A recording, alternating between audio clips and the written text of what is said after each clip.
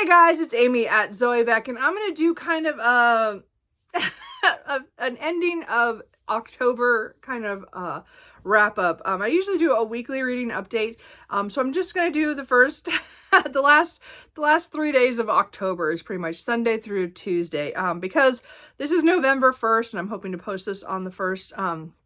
I have started vlogging for November, so I'm hoping to do that. So the rest of this week will be on that vlog because I am participating in NaNoWriMo, or National Novel Writing Month, as well as reading. So we will see how that all goes. We'll see. Anyway, I just wanted to kind of wrap up October since I'm not going to do a weekly reading update. Sorry, my hair is wet. Not going to do a weekly reading update.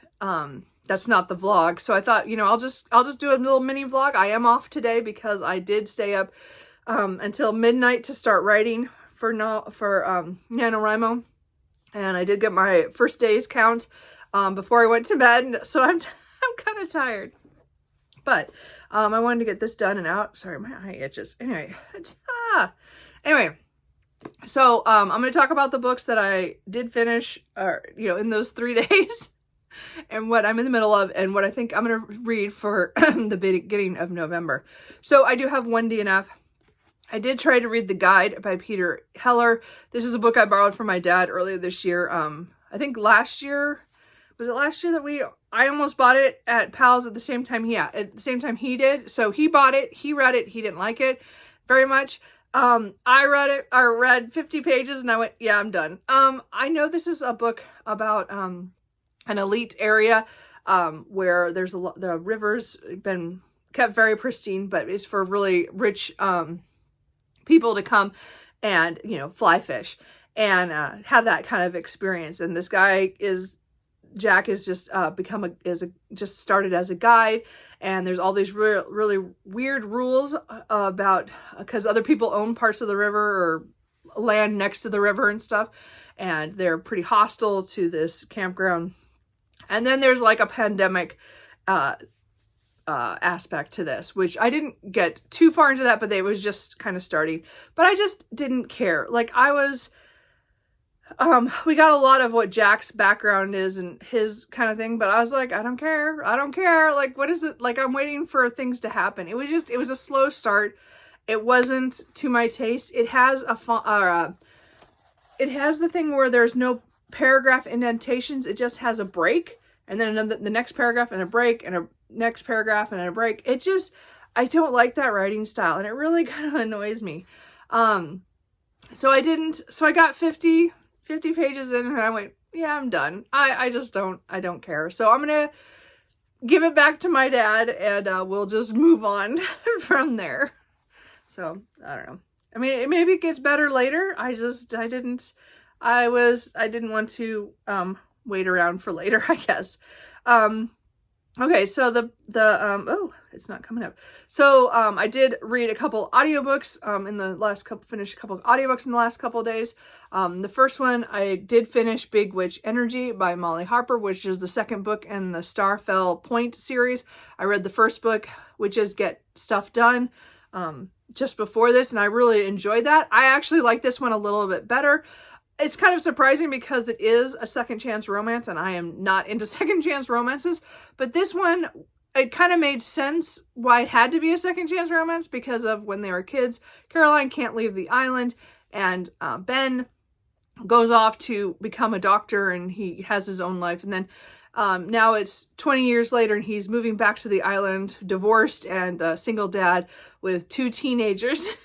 The teenagers are great. I'm so glad that we had that, and they were just a great addition to this cast of characters. And so we're following Caroline and Ben's relationship, and then also the stuff that has to do a lot with Caroline's background, and then again dealing with the kids and the divorce and things like that. I just really thought this was fun.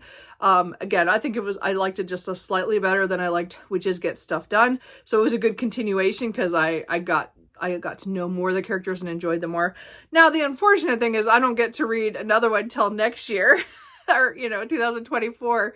So hopefully it'll come out. I did listen to this on the Audible Plus catalog, which I don't use very often, except for some classics every once in a while. So it was kind of nice that I've picked up Molly Harper, because she has quite a few on it, as you will see, because the next book I picked up was the first book in the Mystic Bayou series, which is How to Date Your Dragon.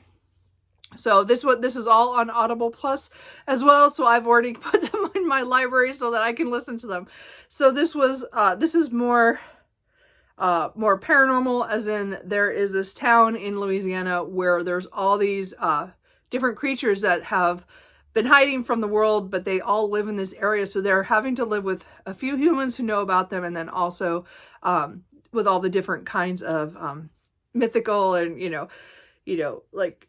where or shifters and that kind of thing all together. So it's my kind of book. Anyway, so Jillian gets sent in. She is like an anthropologist who goes in to assess why their community works so well, because they're afraid that any day now, because of all the technology, the mythical creatures are going to be outed on social media. And so they're trying to come up with a plan for when that happens. So she goes to do this study and to find out why everybody is able to live in this with the humans and with not, with their own kind and a lot of different kinds, so it's kind of interesting. So she of course gets kind of brought in to do that. And of course she meets a lot of great characters who will have books later, and who it was again a found family kind of situation.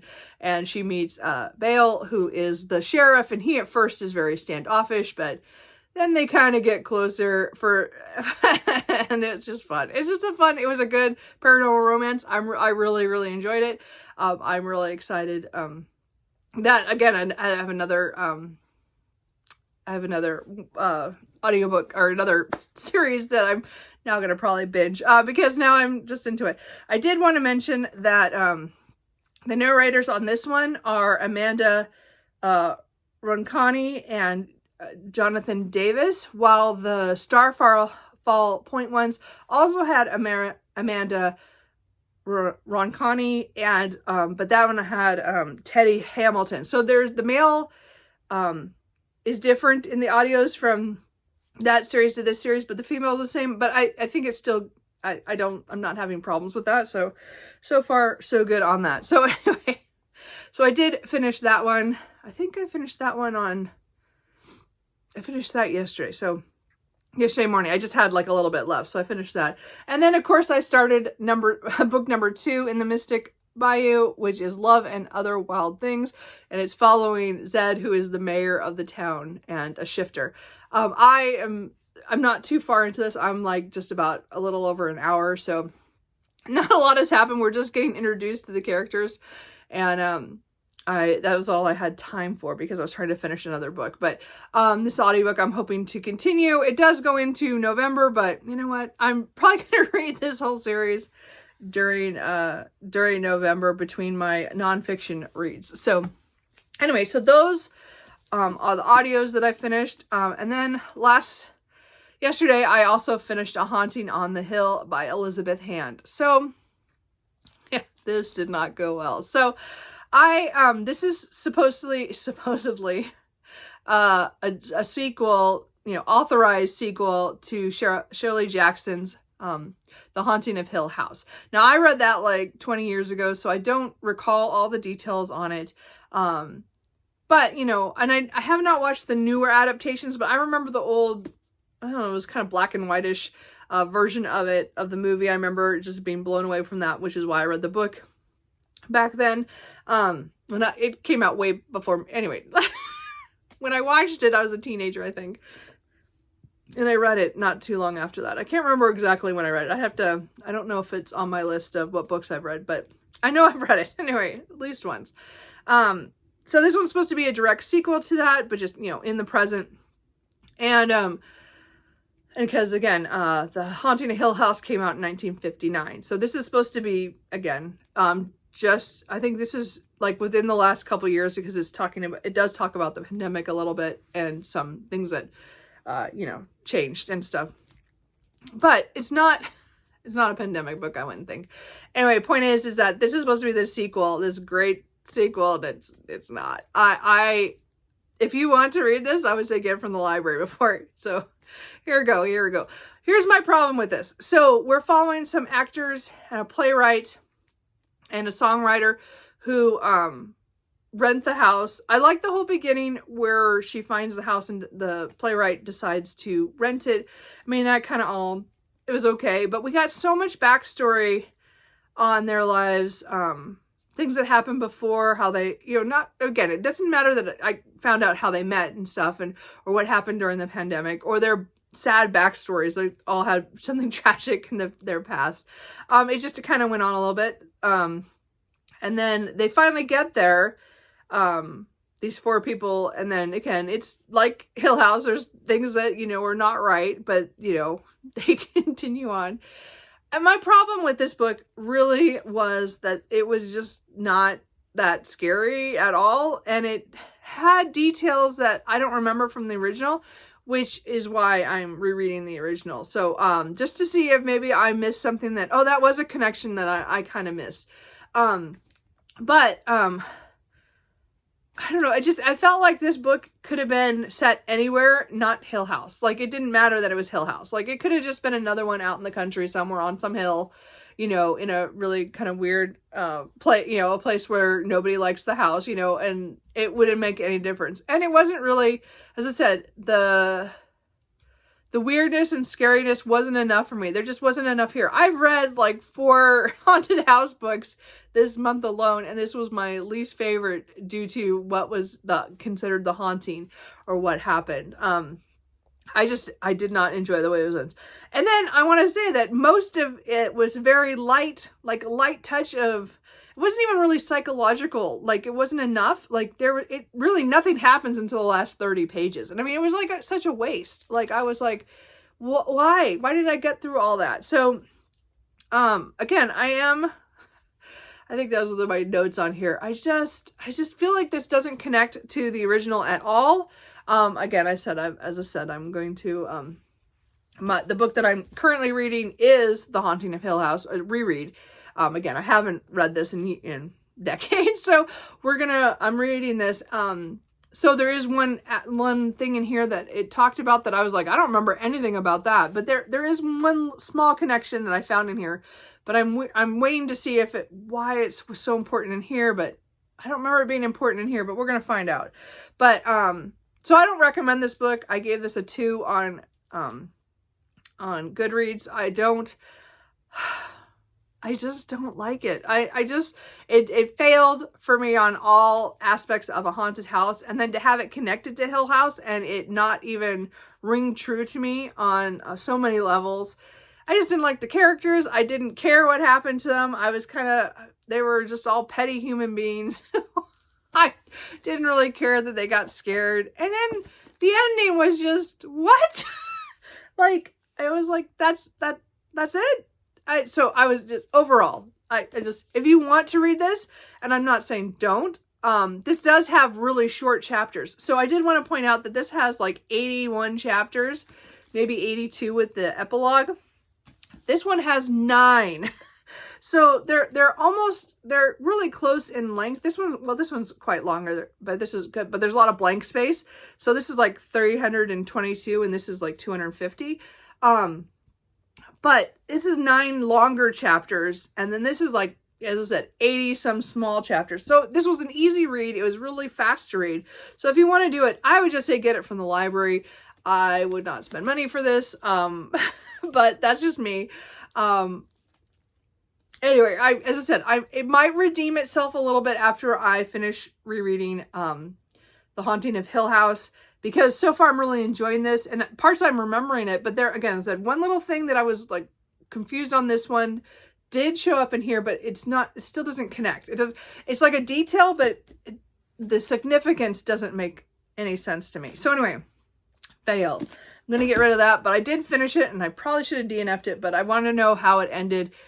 And the ending, as I said, it got good for, 20, 30 pages, and then it was like, oh, that was ridiculous. Anyway, So those are, so I'm in the middle of finishing up, I'm going to read The Haunting of Hill House today. I don't know how far I'll get because my writing project has started. So I'm hoping to get to a lot of this because I am off today and I just have a few errands around lunchtime. I'm going to go out to lunch and I'm going to get a couple of stuff at the grocery store.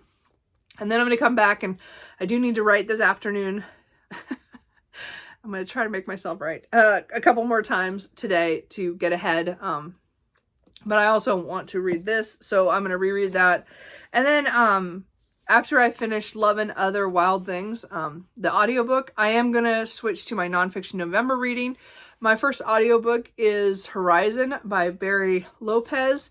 So this one is, I think it's talking about, it's going from place to place, 6 regions of the world, and explores humanity's quests and explorations. So it's a pretty book. I got this at a library book sale for fairly cheap. Of course, I found at another library book sale, I found the paperback, but that was, months later, so that's fine. This one is, I'm not using this for any prompt that I know of yet. So might be display, because Horizon, I could use that for the display prompt, even though my next book is also for display. But anyway, this is a nature book, nature nonfiction. I have 2 books by him, this one and Arctic Dreams, but I got the audio for this one from my library because I didn't want to hold this one. But anyway, so I'm going to start that one after I finish my current audiobook and try that one. And then for display, also for Nonfiction November, I'm going to read The Phantom Atlas, The Greatest Myths, Lies, and Blunders on Maps by Edward Brooke Hitchings. So I've had this for years, and I just have not gotten to it. He has a whole bunch of series, like a whole series of different books like this. And I love books with maps and stuff, and especially talking about weird ones and stuff. Every year I pick up usually a book on maps of some sort. This is the book I'm picking up this year, because it's been on my shelf for years.